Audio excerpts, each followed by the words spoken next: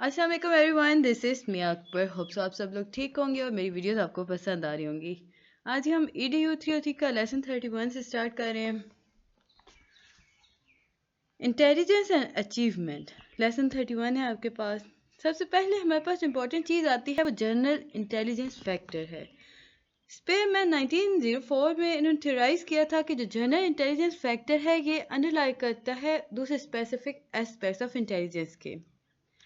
हम देखते हैं कि लोग किस तरह काम कर रहे होते हैं, फिर हम उनके IQ लेवल को टेस्ट करते हैं, तो इस तरह हमें पता चला कि जनरल इंटेलिजेंस फैक्टर मौजूद है उनमें कि या नहीं। इसके बाद ही हमारे पास आता है ट्राई आर्चिक थ्योरी ऑफ इंटेलिजेंस। अब ट्राई आर्चिक जो थ्योरी थी वो बेसिकली स्टर्नबर्ग 1985 उन्होंने प्रपोज की थी। इसमें उन्होंने बात की थी मल्टीपल इंटेलिजेंस, जिसके अंदर 3 मेंटल एबिलिटीज होती हैं बेसिकली।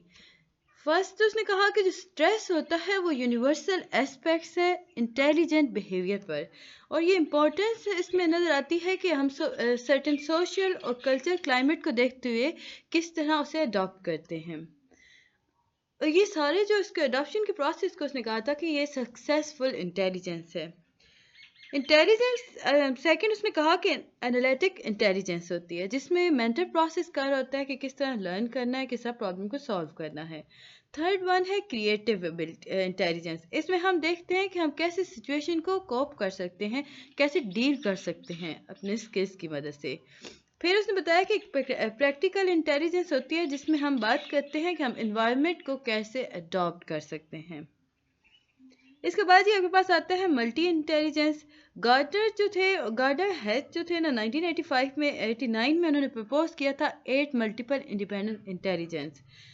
अब वो 8 क्या थी? फर्स्ट थी वर्बल लिंग्विस्टिक, सेकंड थी लॉजिकल मैथमेटिकल, थर्ड थी बॉडली काइनेस्टिक यानी बॉडली इनेस्थेटिक था, और फिर उसके बाद जी हमारे पास विजुअल स्पेटल था, म्यूजिकल रिदमिक था, इंटरपर्सनल है, इंट्रापर्सनल और न्यूट्रलिस्टिक। ये आपके पास, आपको बस ये याद होनी चाहिए। थ्योरी ऑफ इंटेलिजेंस जिसके अंदर हम 3 स्ट्राटम की बात करते हैं, तो हम देखते हैं जो 3 स्ट्राटा थे ना, जो कि जनरल इंटेलिजेंस के टॉप पर मौजूद होते हैं, इसे हम कनेक्ट करते हैं bread factor of intelligence, like fluid intelligence हो गई, क्रिस्टलाइज इंटेलिजेंस हो गई, जिसमें हम स्पेसिफिक फैक्टर्स की बात करते हैं। अब ये स्पेसिफिक फैक्टर जो होता है ये लोअर स्ट्राटा में मौजूद होता है। नेक्स्ट आपके पास जो इम्पोर्टेंट आता है वो डिफरेंस आता है फ्लूइड और क्रिस्टलाइज इंटेलिजेंस में। वो एबिलिटी जिसके अंदर हम थिंक करते हैं, रीजन करते हैं एब्स्ट्रैक्टली और सॉल्व करते हैं प्रॉब्लम, उसे हम फ्लूइड इंटेलिजेंस कहते हैं। और क्रिस्टलाइज इंटेलिजेंस बेसिकली हम पास्ट एक्सपीरियंस से लर्न कर रहे होते हैं। इसमें हम इंडिपेंडेंट के होते हैं लर्निंग के, एक्सपीरियंस के और एजुकेशन के, यानी सॉल्व कर सकते हैं पजल्स को। इसके अंदर हम बात करते हैं रीडिंग की, कंप्रीहेंशन की और वोकेबलरी एग्जाम की।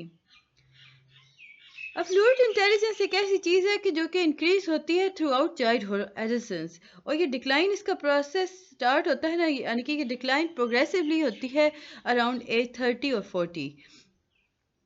On the other hand crystallise intelligence जो होती है ये ऐसी टाइप है इंटेलिजेंस की जो कि स्ट्रॉन्गर होती है विद द एज, यानी कि जैसे जैसे आपकी एज बढ़ती जाएगी आपकी नॉलेज में इजाफा होता जाएगा, सो वो स्ट्रॉन्गर होती जाएगी। नेक्स्ट आपके पास 2 तरह के टेस्ट होते हैं।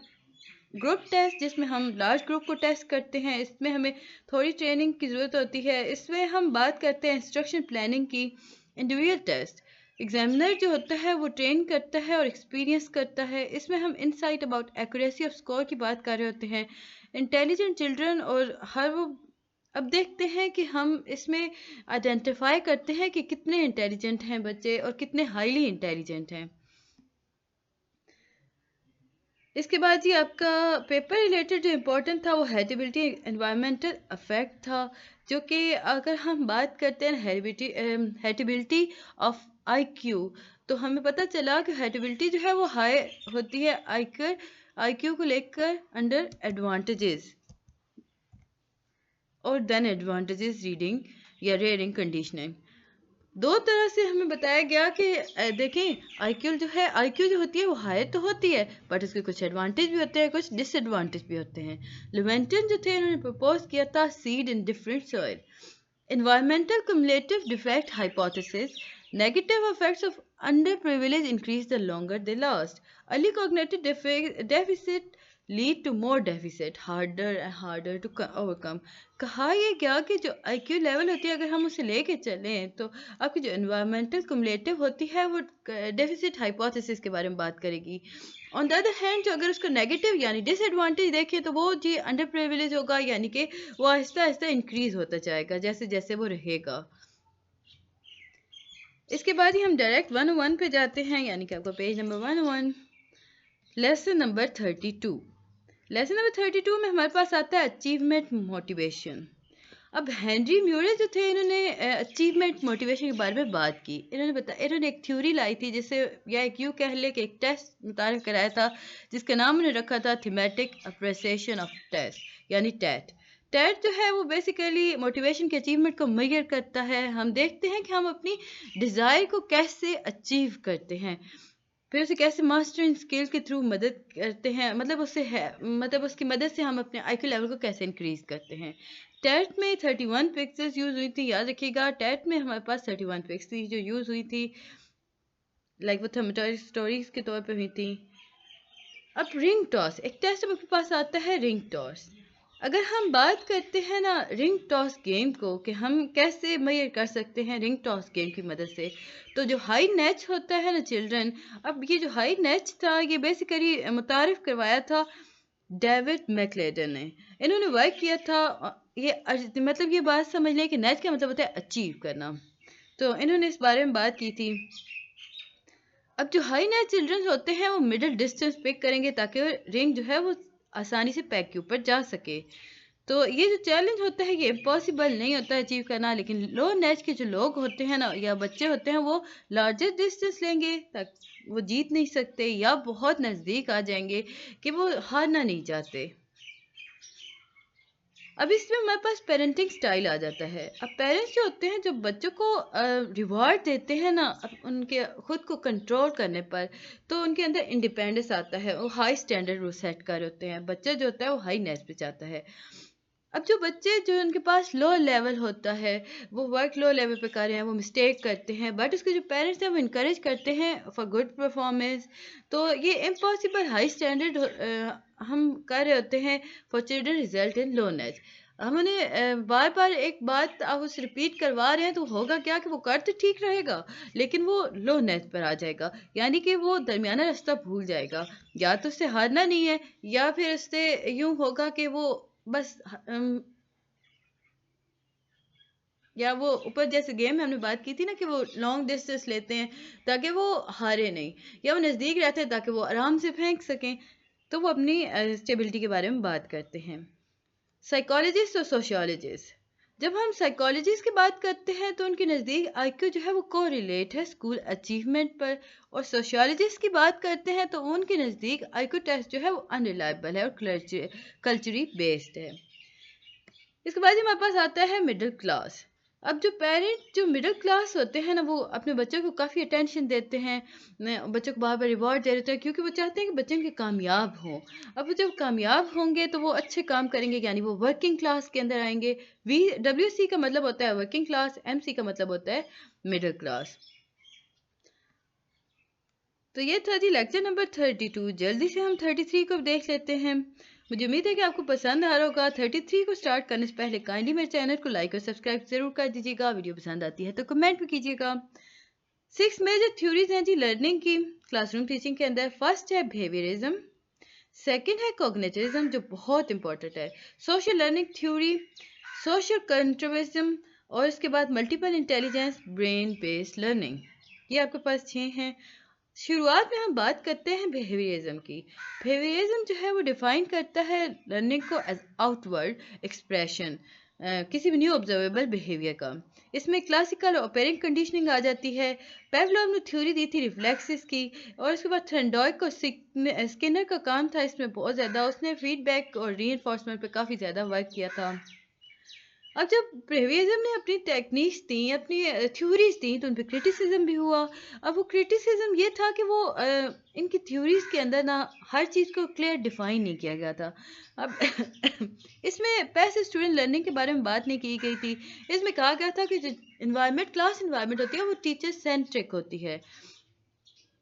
नेक्स्ट आपके पास आता है कॉग्निटिज्म। अब जी बेहवियरिज्म की जो रिस्पॉन्स था ना, इसके रिजल्ट में कॉग्निटिज्म ग्रू हुई। इसमें उसने बात की जी नॉलेज के बारे में, यानी कि हर उस बात को डिस्कस किया गया जो बेहवियरिज्म में छोड़ दिया गया था, या तशनगी जो उनकी थ्योरीज में रह गई थी उसे फुलफिल किया गया था। सिम्बल्स के बारे में बात किया गया था। इन्होंने कॉग्निटिज्म जो जिन लोगों ने थ्योरीज लाई थी ना इसके अंदर, उन्होंने लर्निंग को बहुत इंपॉर्टेंस दी थी। उन्होंने कहा था कि कनेक्टिंग सिंबल है जिसमें हम मीनिंगफुल मेमोरेबल वेज यूज़ कर रहे होते हैं। डिस्कवरी लर्निंग, ब्रूनर जो थे उन्होंने कहा था कि जो कुछ भी हम सीखते हैं वो अपनी एज के हिसाब से सीखते हैं। तो इस बात को लेकर उसने ना फोकस किया था कि पावरफुल जो कॉन्सेप्ट है वो आइसोलेटेड फैक्ट्स में नहीं होता। इसके बाद ही हमारे पास आता है क्रिटिसिज्म। जैसे बेहवियरिज्म में यानी बिहेवियरिज्म में क्रिटिसिज्म किया गया था कि नॉलेज को ज़्यादातर एब्सोल्यूट कंसिडर नहीं किया गया। इनपुट प्रोसेस आउटपुट मॉडल जो है वो मैकेनिस्टिक और डिटर्मिनिस्टिक है। यही बात ही क्रिटिसिज्म में भी की गई थी। अब आपके पास इंपॉर्टेंट थ्योरी आती है सोशल लर्निंग थ्योरी स्लैट यानी SLT। अब SLT का मतलब होगा सोशल लर्निंग थ्योरी। ये कॉग्निटिज्म लार्जली बेंदुरा 1973, एल्बर्ट बेंदुरा ने ये एक आपके पास थ्योरी आपको प्रेजेंट की थी, जिसके अंदर उन्होंने बताया था कि जो लर्निंग है ये ऑब्जर्वेशन और सेंसरी एक्सपीरियंस की वजह से टेक प्लेस करती है।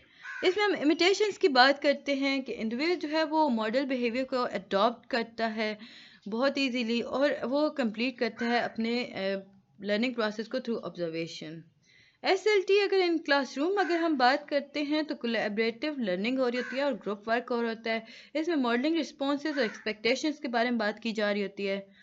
नेक्स्ट आपके सामने आता है इसका क्रिटिसिज्म। जितनी थ्योरीज आई उनका क्रिटिसिज्म भी आया। याद रखिएगा, कोई ऐसी थ्योरी नहीं है जिस पर क्रिटिसाइज नहीं किया गया था।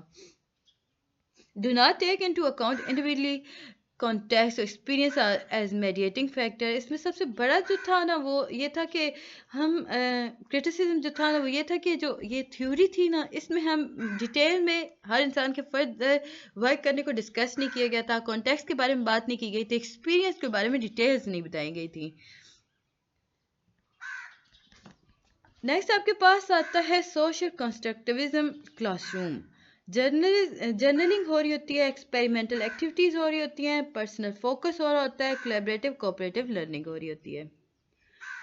MI क्या है? मल्टीपल इंटेलिजेंस है। इसमें हम कॉन्ट्रैक्टिविज्म की बात करते हैं, मतलब मेटाकॉग्निशन के आसपास आप जब ग्रू कर रहे होते हो ना कॉन्ट्रैक्टिविज्म को, तो इसे हम कहते हैं ये मल्टीपल इंटेलिजेंस है। इसमें हम बात करते हैं हर स्टूडेंट को लेकर कि उसके अंदर उनकी स्ट्रेंथ क्या है, वो किस चीज़ को टारगेट कर सकते हैं और कहाँ पे वो वीक हो सकते हैं।